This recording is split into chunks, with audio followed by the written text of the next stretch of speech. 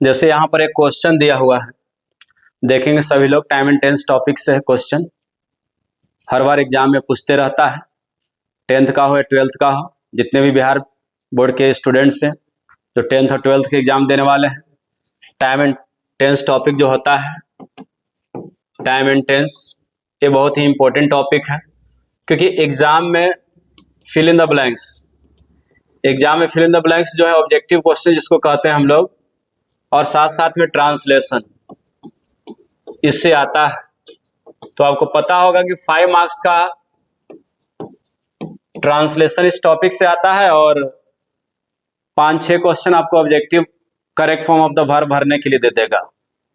तो उसी को आज हम चर्चा कर रहे हैं इस वीडियो में, और कैसे हम आसानी से सॉल्व कर दें, कैसे आसानी से हम इसका सही ऑप्शन का चयन कर लें, उसके बारे में बताने जा रहे हैं।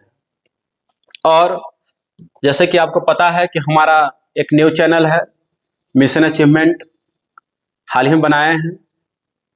आप लोग से बहुत उम्मीद है, आप सपोर्ट कीजिए, उस चैनल को सब्सक्राइब कर लीजिए, और जितने भी विद्यार्थी जो 10th और 12th के एग्जाम देने वाले हैं उस चैनल पर जुड़कर अपना लाइव क्लास में पढ़ेंगे, और अपना जो भी सिलेबस है अगर पूरा नहीं हुआ है जिनका, या रिवीजन करना चाहते हैं वो रिवीजन करेंगे।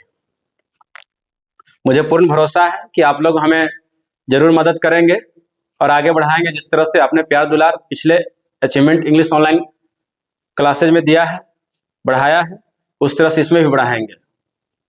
तो जैसे बच्चों, जैसे आप जानते हैं कि कोई भी टॉपिक से अगर क्वेश्चन देता है बनाने के लिए ऑब्जेक्टिव, तो सबसे पहले क्वेश्चन को पढ़ते हैं, समझते हैं, उसके बाद हम ऑप्शन को देखते हैं। और यहाँ हम तो आपको बता दे रहे हैं कि ये क्वेश्चन जो है टाइम एंड टेंस टॉपिक से है। तो जैसे यहाँ पर दिया हुआ कि सी हर वर्क यट दिया हुआ है, एक चीज मैं बता देना चाहता हूं कि आप टेंस पढ़ते हैं तो 2 माध्यम से पढ़ते हैं। एक तो पढ़ते हैं इसलिए ट्रांसलेशन बनाने के लिए, जो स्ट्रक्चर पर चलता है अफर्मेटिव, नेगेटिव, इंट्रोगेटिव, WH करके, और हिंदी में पहचान पढ़कर उसको हिंदी से इंग्लिश अनुवाद करते हैं। दूसरा आप लोग पढ़ते हैं यूजेज ऑफ टेंस, जिसका नाम है uses of tense, uses of tense. तो उस यूजेज ऑफ टेंस में आप पहले सिंपल प्रेजेंट टेंस के बारे में पढ़ते हैं। सबसे पहले हमारा आता है उसमें सिंपल प्रेजेंट के बारे में। तो सिंपल प्रेजेंट के बारे में पढ़ते हैं तो उसमें 8-10 रूल आप पढ़े होंगे कि सिंपल प्रेजेंट टेंस का प्रयोग कहाँ कहाँ होता है। उसके बाद प्रेजेंट कंटिन्यूअस के पढ़ते हैं, प्रेजेंट परफेक्ट के पढ़ते हैं। एक टेंस के थोड़ा सा मैं चर्चा कर दे रहा हूं यहाँ पर इस ऑब्जेक्टिव को बताने से पहले, कि जैसे आप सिंपल प्रेजेंट टेंस पढ़े होंगे तो उसमें बहुत सारे रूल पढ़े होंगे, जैसे हैबिचुअल एक्शन या रिपीटेड एक्शन, मतलब कि आयतन कार्य या जो रिपीटेड एक्शन है, जो बार बार होने वाला कार्य है, या परमानेंट एक्टिविटीज हो, अस्थायी कार्य व्यापार हो, इन सब का बोध कराने के लिए भी सिंपल प्रेजेंट टेंस का प्रयोग करते हैं। जैसे डेली कोई काम हो रहा हो, एवरीडे होता हो, है ना।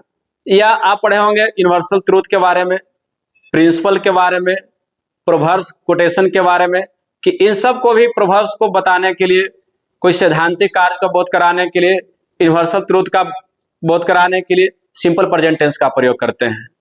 और आपने पढ़ा होगा फिक्स प्रोग्राम, फिक्स प्लान, पूर्व निर्धारित योजना, तय किए हुए कार्यक्रम, तिथि के बारे में, कोई घटना होने वाला आने वाला समय में हो तो उसके लिए पढ़े होंगे। और पढ़े होंगे कि कमेंट्री जो इतना होता है, लाइव क्रिकेट कमेंट्री हो, फुटबॉल का मैच का, किसी का हो आयोजन का, तो कमेंट्री भी सिंपल प्रेजेंट टेंस में किया जाता है, भले उसका अर्थ पास्ट टेंस में निकले। न्यूज़पेपर का हेडलाइंस जो होता है अंग्रेजी में अखबार का, उसको भी लिखा हुआ रहता है सिंपल प्रेजेंट टेंस में। और कोई वर्तमान की कोई आदत है, ऐसा हैबिट्स है प्रेजेंट में, तो उसको भी बोध कराने के लिए सिंपल प्रेजेंट टेंस का प्रयोग किया जाता है। यहां तक कि वर्ब्स ऑफ परसेप्शंस, जो हमारी इंद्रियों संबंधित है, आंख से, नाक से, कान से, जीभ से, जैसे फील, हियर, स्मेल, टेस्ट, ये सभी, लव, हेट, रिकॉग्नाइज, वांट, ये सभी जैसे वर्ब हैं, इन सब का भी प्रयोग सिंपल प्रेजेंट टेंस में करते हैं। तो ऐसे ही हर टेंस का रूल होता है, अब रूल जैसे आप लोग पढ़ लिए हैं, तभी तो आप इसका ऑब्जेक्टिव बनाने जा रहे हैं। अब जब रूल याद हो गया है, तो रूल को याद करने के बाद अब देखेंगे कि हम जब ऑप्शन में देख रहे हैं क्या लगा हुआ है और साथ साथ में क्वेश्चन क्या दिया हुआ है। तो जैसे सी यहां पर सब्जेक्ट दिया हुआ, वर्क यट दिया हुआ, तो यट का अर्थ होता है अभी तक, अभी तक, और यट जो जाता है नेगेटिव वर्ड से, अभी तक नहीं के सेंस में। यट हमेशा अपने साथ वर्ब लेता है, नेगेटिव लेता है।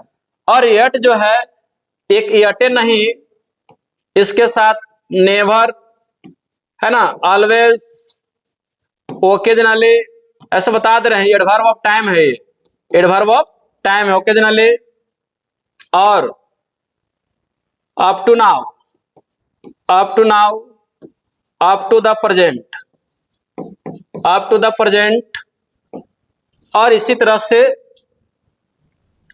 और भी बहुत सारे एडवर्ब ऑफ टाइम है जिसका प्रयोग प्रेजेंट परफेक्ट टेंस में किया जाता है। प्रेजेंट परफेक्ट टेंस पढ़े होंगे, present perfect tense an action, है ना, that has already finished before the time of speaking, मतलब कि वो पहले ही, बोलने से पहले ही समाप्त हो गया हो, मतलब कि दूसरा कार्य को होने से पहले समाप्त हो गया। जैसे मैंने नाश्ता कर लिया है तो उसके बाद मैं जाऊंगा पढ़ाने के लिए, या आराम करूंगा या कहीं और जाऊंगा, उस सेंस में। तो यहां पर हो जाएगा हैज नॉट फिनिश्ड हो जाएगा।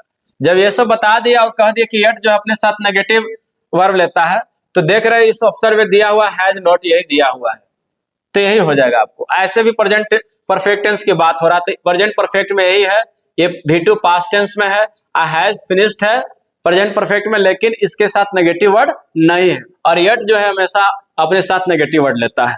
इसलिए ऑप्शन हो गया हमारा कौन सा, ए ऑप्शन हमारा हो गया A, has not finished. Option A हो गया हैज नॉट फिनिश्ड। एक और क्वेश्चन देखते हैं इसी तरह से, इसी पर दिया हुआ है, जस्ट, अभी अभी, तुरंत के सेंस में बता रहा है। तो जस्ट भी जो है ना एडवर्ब ऑफ टाइम है, और ये भी प्रेजेंट परफेक्ट टेंस के साथ ही प्रयोग किया जाता है। तो यहां पर सब्जेक्ट आई है, सब्जेक्ट हमारा आई सिंगुलर है, लेकिन वर्ब जो है हमेशा प्लुरल लेता है। तो इसमें क्या हो जाएगा, आई हैव, है ना, I just have finished the work, I just have finished the work. या इसको ऐसे भी लिख सकते हैं कि I have just finished the work. ये दो क्वेश्चन बन गया हमारा। टाइम वर्ड याद रखेंगे खास करके रूल में, तो आधा से ज्यादा टेंस वाले आप ऐसे ही पहचान जाओगे सिर्फ टाइम वर्ड देखकर कि कौन सा टेंस का दिया हुआ है। एक और क्वेश्चन ले लेते हैं।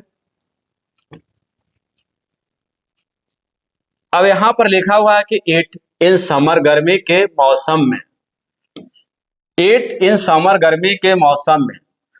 तो आपको पता है कि गर्मी के मौसम हो या जाड़े का मौसम हो, जो स्वभावगत चीजें हैं जिसे हम कह सकते हैं हैबिचुअल एक्शन, हैबिचुअल एक्शन, या जो अपने से होता हो, प्राकृतिगत हो या स्वभावगत कार्य हो।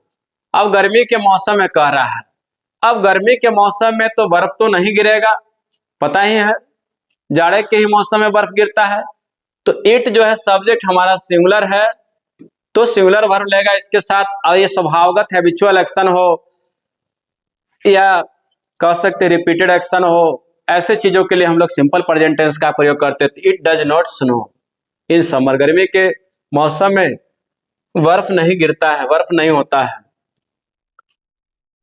अब यहां पर देखेंगे ही खाली स्थान फॉर दिल्ली 2 days ago, 2 दिन पहले, ध्यान दीजिएगा ये गो लगा हुआ है।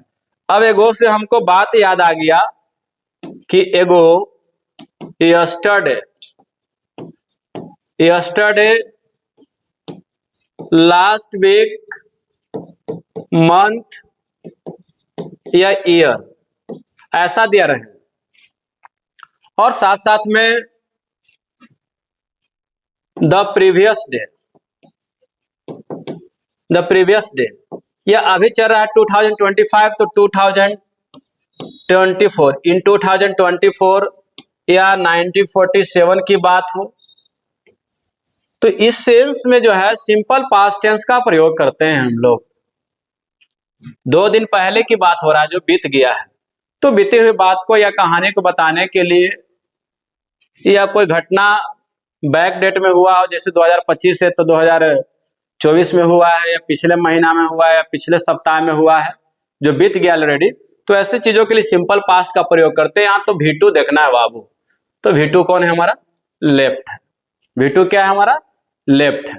तो इस तरह से आप अगर टेंस के रूल्स पढ़ते हैं और खास करके एडवर्ब ऑफ टाइम याद रखते हैं हर टेंस में, तो आप एग्जाम में आसानी से क्वेश्चन को पढ़ते ही डायरेक्ट ऑप्शन पर चले जाइएगा और कम से कम समय में आप सॉल्व कर सकते हैं। इसी तरह से मैं आपको सारे टॉपिक का एक रेगुलर और जो है डीपली वीडियो लेकर आएंगे। और अगर आप चैनल हमारे सब्सक्राइब कर लेते हैं मिशन अचीवमेंट, जिस पर हम लाइव पढ़ाने वाले हैं, तो उससे ज़्यादा आप जल्दी सीखेंगे और एग्जाम में अपना बेहतर कर सकते हैं। आप सब लोग हमें सपोर्ट कीजिए, फेसबुक पर हमें फॉलो कीजिए, शशिकांत कुमार के नाम से हमारा फेसबुक है, उसको फॉलो कीजिए। और हमारा चैनल यूट्यूब पर है अचीवमेंट, मिशन अचीवमेंट, उसको सब्सक्राइब कीजिए। और इस तरह से आगे जो है हम आपको तैयारी कराते रहेंगे। थैंक यू, धन्यवाद।